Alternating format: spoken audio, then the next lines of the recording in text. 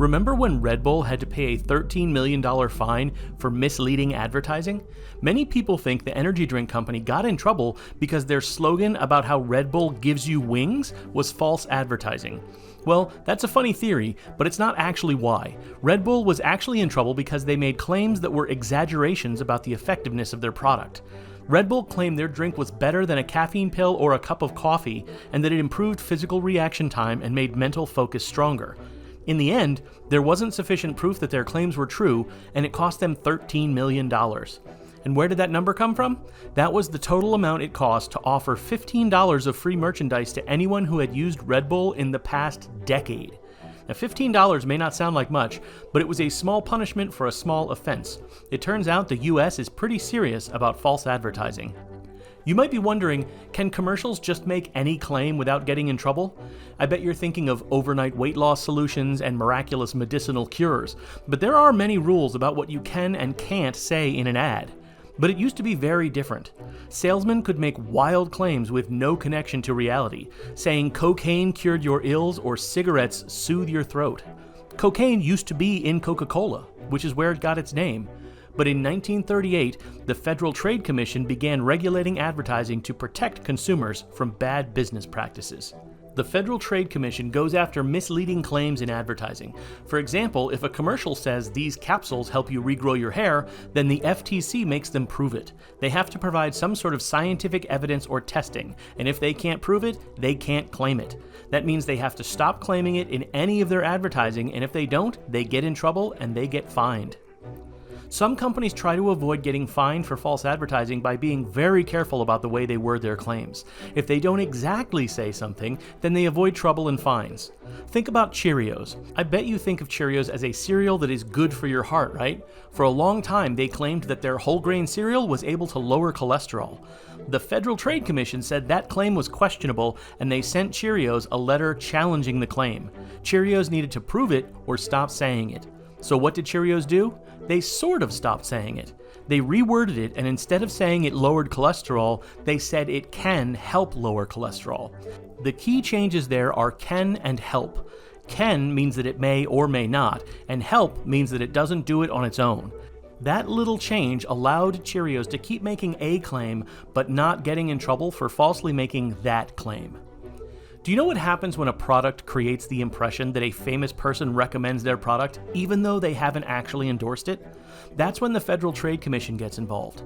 Real endorsements are pretty common. Oprah Winfrey endorsed Weight Watchers, Matthew McConaughey was in Lincoln car commercials, Michael Jordan was synonymous with Nike for years. But some companies try to get away with convincing commercial viewers that a celebrity uses their product without their celebrity approval. You've probably seen ads on social media or in a phone game with clips of Oprah Winfrey, Mark Cuban, the hosts of Shark Tank, or some sports figure shown in among clips of an energy drink or a health supplement. But they're not real, they're just edited together using clips from other places. That's completely against the law, so if you see it, don't be surprised if the product's marketers get shut down by the Federal Trade Commission. When a product says made in the USA, that must be true, right? Well, not exactly. People like to buy products they think are made in America, but companies want the cheaper cost of making things in other countries where it's less expensive.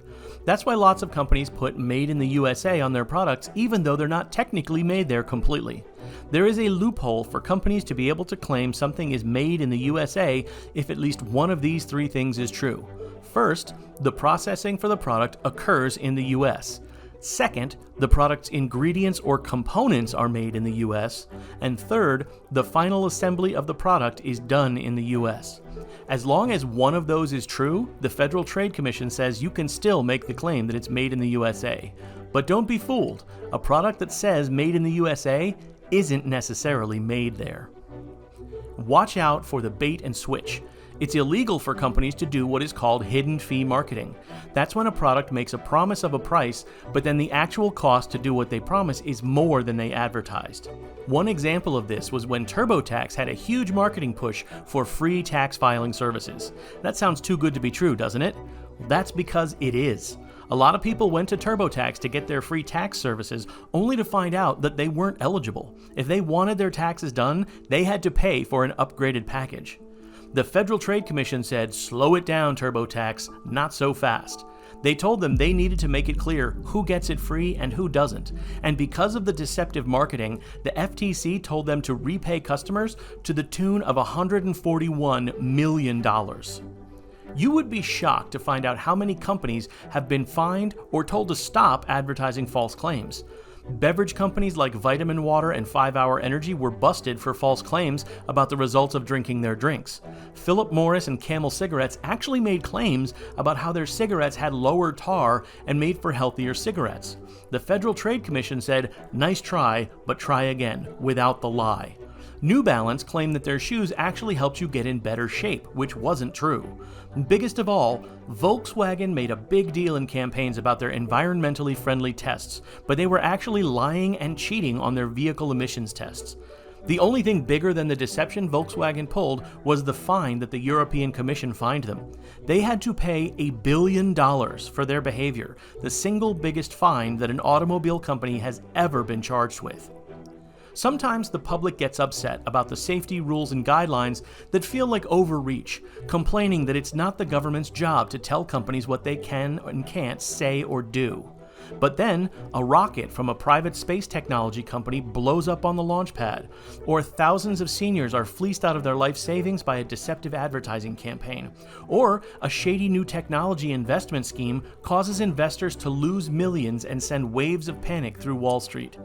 At times like that, it doesn't seem like such a bad idea that there should be some safety guardrails in place to keep the public safe.